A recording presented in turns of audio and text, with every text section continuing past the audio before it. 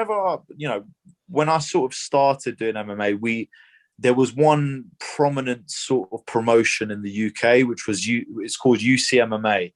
And the main guy, he was running another show. He also ran another show called BAMA, which is another big sort of organization.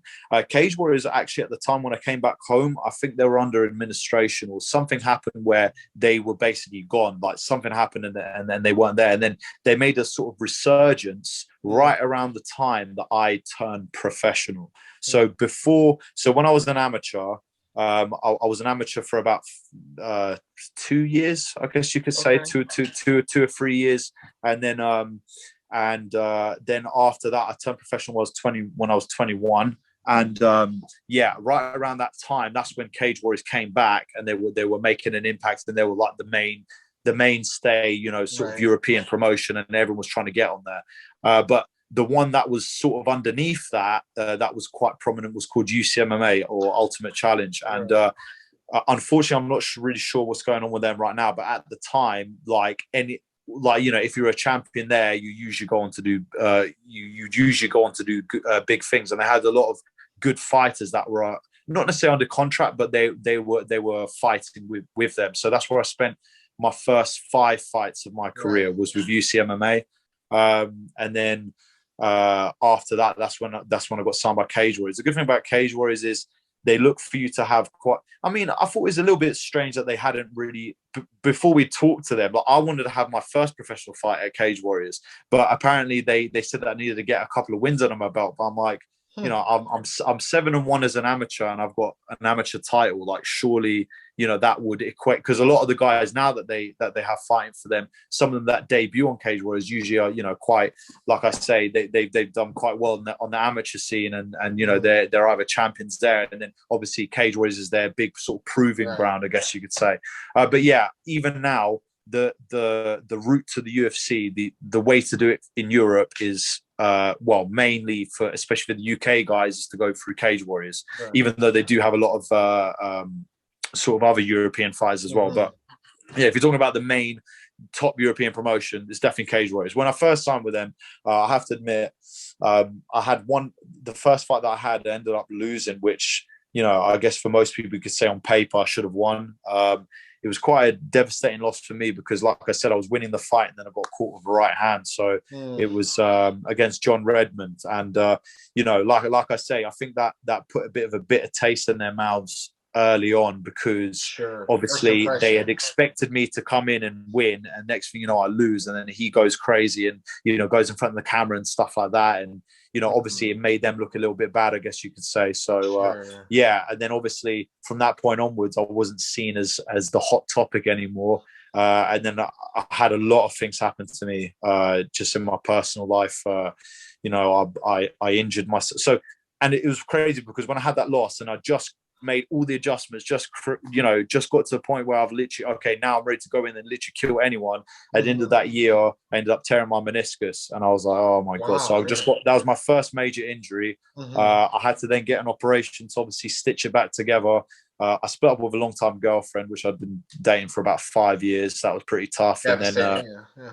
And then I lost a sponsor, which was basically allowing me to train full time. So I had no money, no job. I was literally just left in the dark. So that was a very hard time for me. So like everything bad all just seemed to happen all in one spot, which sucked. How did you turn that around? Because you became a world champ. You dominated. And this is the thing, and the whole time, obviously, Cage Warriors were pumping out, massive shows and getting guys into the UFC and stuff like that. So, like I said, they would like that promotion that you wanted to fight for. And technically, I was still under contract with them. So, whether they liked it or not, they had to give me a fight. But when I came back from injury, it's just I had to take small victories, if you will. I had a lot of support from obviously my family, my stepmom, my dad, my sister, people that are very close to me. And if it wasn't for them, there was times where I was literally sitting in my room and just crying, because I'm like, why? I did not expect my career to go this way. I didn't expect,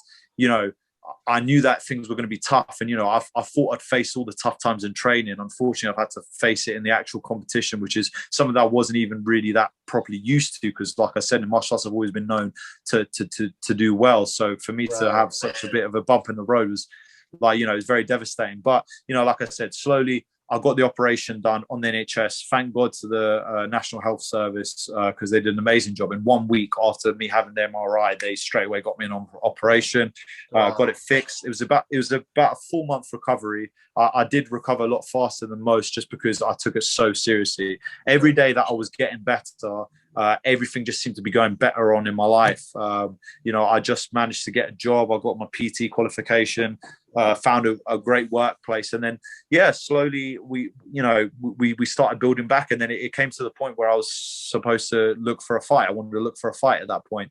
So then we asked Cage Warriors, no answer.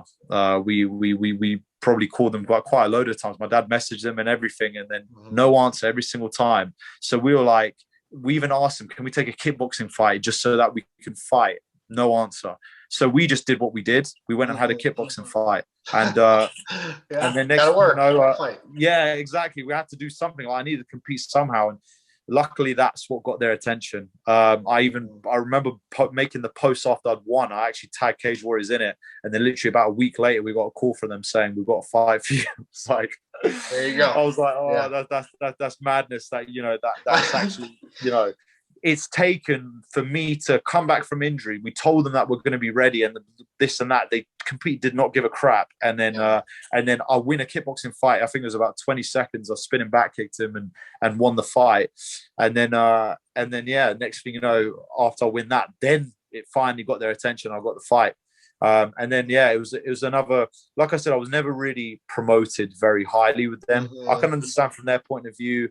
They had their managed guys and stuff like that, and obviously I'd lost that first fight, so they didn't have any much backing for me. But I started winning fights. You turned that around, though. Yeah, exactly. Yeah, you turned that around. And with kind of highlights.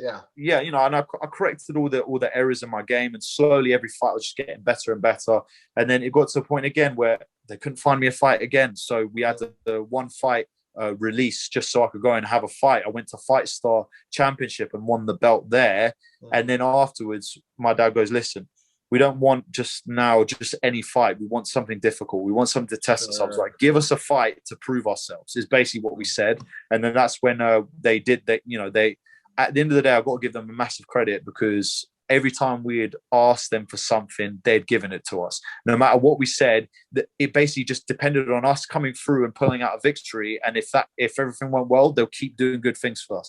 So they found us Master Wojciech, which was, again, another spinning back kick victory for myself after being down on the scorecards. So that was a big victory, because he was a massive name in Poland, and the fact that I beat him was a massive shock to pretty much most of Europe. So and even a shock to Cage Warriors, I think, the fact that I ended up winning that fight. So that was the first fight to basically say, I'm here and I'm here to do business, right? Sure. And then they offered me the Hamlet fight, which was obviously the world title fight, and again, I was something ridiculous. Like the odds at the beginning, I was such a massive underdog. Like, it was actually like, I couldn't even believe it myself. And it was mad, because again, I thought Cage Warriors were pulling more for this guy to win, because it would set him up to then go and win the belt and go sign to the UFC, because they had an event in Copenhagen. All politics type stuff. Look, I get it. It's understandable. At the end of the day, you can be bitter, but use that bitterness then to go and compete at the best level. And that's exactly what I did. Right.